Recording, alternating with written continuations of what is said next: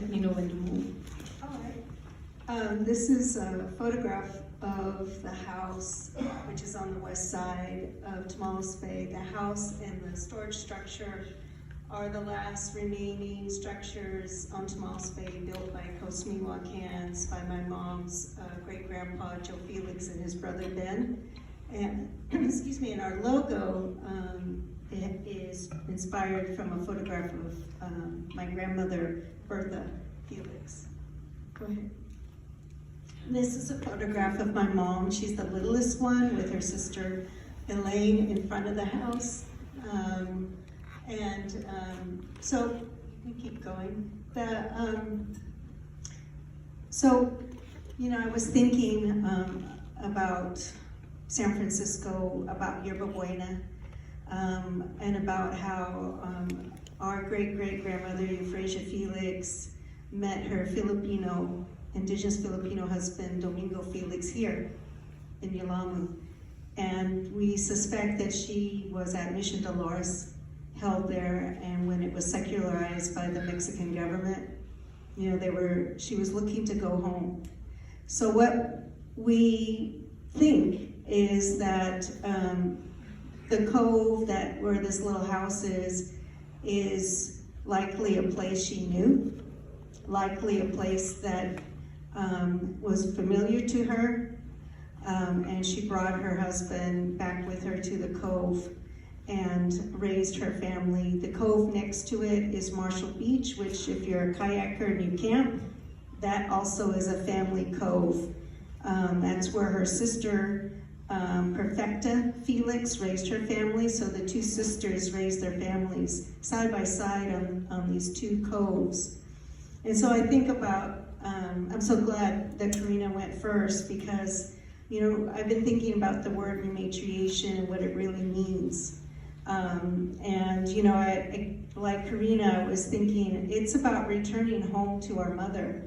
It's about returning home to ancestral homelands in a way that is indigenous, in a way that's connecting to the sacredness. And it comes from, you know, visiting and building relationship with the land and the water.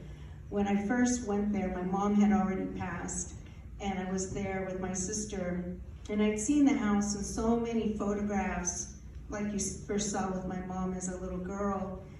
So that is how I understood and saw the house, as this family living there with barbecues and dogs and chickens and skiffs. My mom was very proud about rowing her skiff out across Marshall Beach, Tomales Bay to Marshall.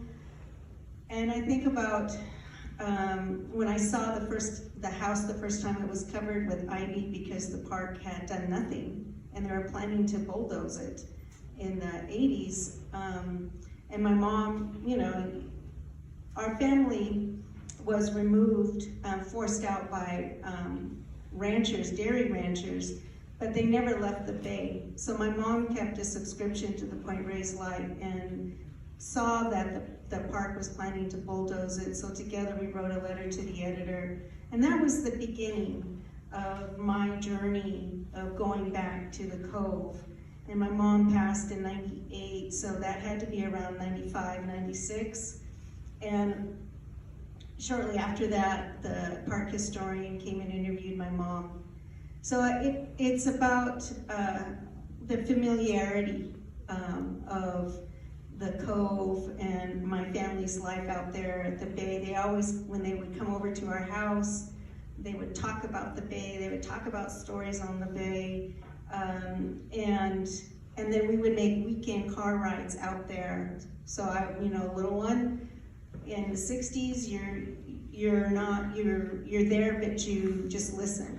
And so I would listen to my parents talk about different places as we drove along one, and they would talk. My dad would always ask my mom, do you want to go around to the house, because it's on the Inverness side and we were on the east side, and my mom would always just shake her head no. And I knew that there was pain in that, because it was like, knowing my mom, you know, you reject us, you kick us out, I'll never give you that chance again, right?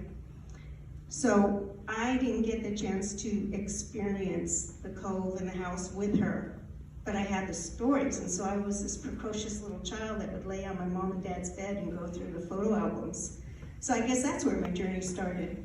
And so when the park was in this battle with the ranchers at Point Reyes National Seashore, I forgot to mention, that's where our family home is. And I forgot to mention also that after my grandma passed in 1949, my uncle Vic and my grandpa were living there. And the rancher at K Ranch said, okay, now that the old lady's gone, I want my land back. And my uncle was so, I really admire him for this. He didn't say, oh, okay. He made the rancher evict him through court. And then the district attorney in Marin County took it on as a pro bono case. And they appealed it because they thought they had a good case because they had oral testimony.